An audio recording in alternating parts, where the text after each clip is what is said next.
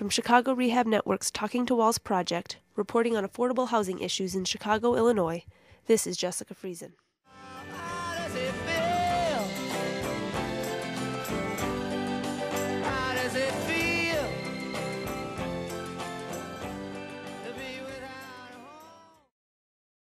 On Tuesday, May 13, 2009, a colleague Aaron and I joined a massive assembly line of volunteers and staff persons at Bickerdike Redevelopment Corporation. There we sorted through mountains upon mountains of envelopes, letters, and forms, the pieces of thousands of Section 8 housing applications.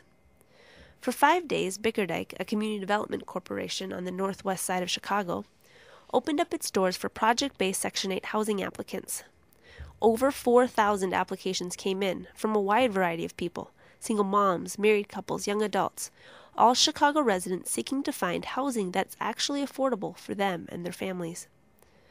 This Talking to Walls episode looks to focus on the overwhelming need for more affordable housing in Chicago neighborhoods, and on the tight restrictions for nonprofits like Bickerdike in accepting tenants.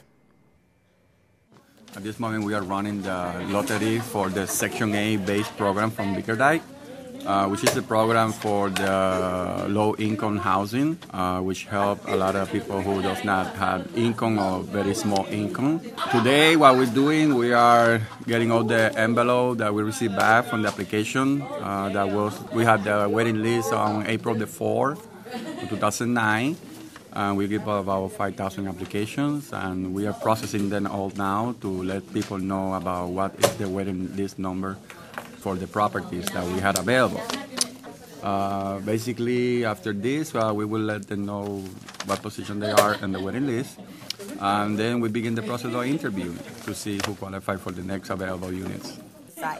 If you find the label here, you're going to grab an envelope, put the label on the envelope, fold the letter, and seal it. And that's what Miss Alexis is doing.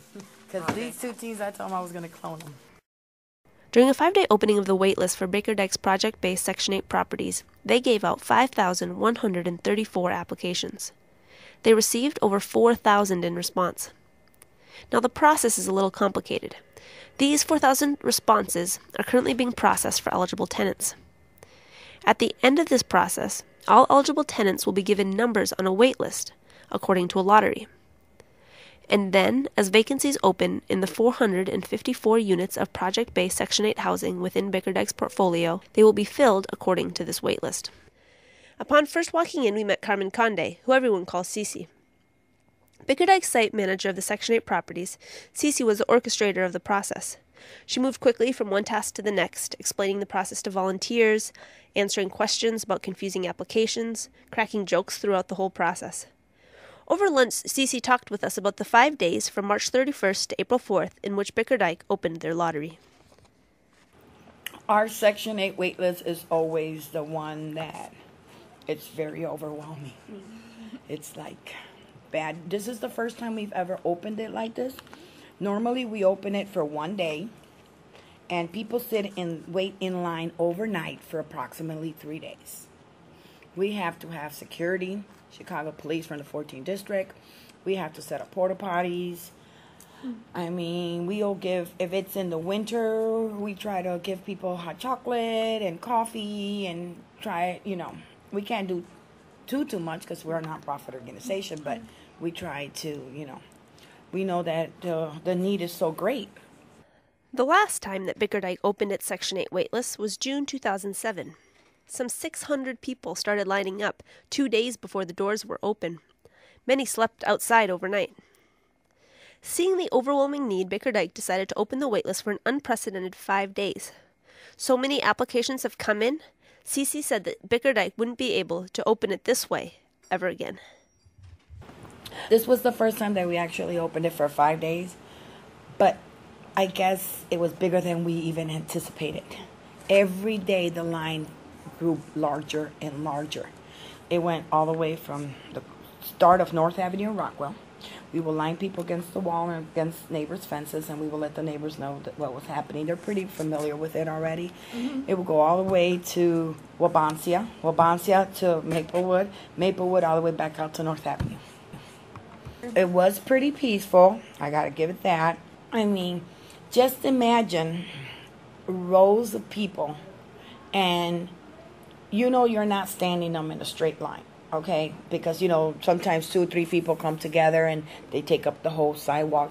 So just imagine like almost a row of 3 people across the sidewalk, bunched up together, and going 1, 2, 3, 4, like 4 blocks long every day. That's a lot. I mean, that is a lot. And we walk the line, go back and forth, controlling the line, stand against the wall, please stand against the fence, don't wander off, don't leave your spot, this is our criteria, we're giving them flyers. And I mean, trust me, I don't have a voice after the first day, but we just keep on going. Opening the lottery and accepting Section 8 applications is a massive undertaking for Bickerdike, and it requires hundreds of hours of staff time, not only in processing, but during the 5 days itself. We have board members, rental housing steering committee members. We have our resident council volunteers, our board president, you name it, we're all out here. And sometimes, since their children have grown up in Bickerdike, they know all the rules and policy, and they know the gang, you know, and how everything goes. So they just fit right in. And CC introduced us to one of the many people involved in this whole process, an elderly tenant by the name of Mr. Morrow, who lives at La Estancia, one of Bickerdike's properties. Quería saber por qué usted decidió venir a ver. Vine hoy, pues yo vine ayer también. Ya, pero ¿por qué usted se decidió hacer trabajo voluntariamente? Porque yo quería acabarlo, el trabajo así que estaba ahí. He said that he really just, you know, wanted to give us a hand on trying to finish it since he saw so much. We have the tendency of bothering or nagging, I don't know how you want to call it, our tenants. But like, we want them to be involved in the community and stuff. And Mr. Morrow, we've been... Yo quiero, because my wife died, and I'm still sitting here to do something, you know, keeping my mind clean a little bit. More details. Okay, all right, possible, so we can make room for the lunch. When we ask Cece if any compelling stories come to mind from the 5 days, she underscores the limitations that are in place at Bickerdike for accepting tenants. Cece tells us a story about 2 girls with an obvious criminal record in their history. In telling us this story, Cece brings to the forefront an important issue that is crucial to understanding subsidized housing in Chicago. Unfortunately, they came in and they had their house arrest ankle bracelets on. They're like, oh, we're here to apply, but we have to be back before 5. That line is too long. And I was like, well, why don't I give you our tenant selection criteria, and then you could read up on it and see if, you know, you will qualify. While the number of applicants far outweighs current available Section 8 units, the tenant selection criteria for acceptance is rigid. Community development corporations involved in affordable housing can't just let anyone live in their units. Restrictions are many. Not only does an individual's criminal record come into play, but applicants are judged based on other things, ranging from income level to credit history. For Bickerdike to receive, in this case public funding, to admit tenants, they are placed under heavy levels of scrutiny. The requirements for Section 8 tenants are high, and many applicants are not eligible. We do have our tenant selection criteria, and every prospect has to go through this. They have to go through a credit and background check. And unfortunately, the applicants that we've been getting, you know, it's been pretty difficult, but all we ask is that you don't have like light or gas in collection, because you have to be able to get light and gas in your name. And a lot of I mean, it's pretty bad out there, you know. And I mean, at first we had like you cannot have like misdemeanors 5 years or less, you cannot have felonies 10 years or less, and we were getting a lot of that. Once you get that, then you can reapply for 2 years if you get rejected for that. You know, and that was the problem that we were running into, so we were depleting the list mighty quickly. And unfortunately, for the ones that are on the list, we do not have enough project-based Section 8. We don't have enough properties.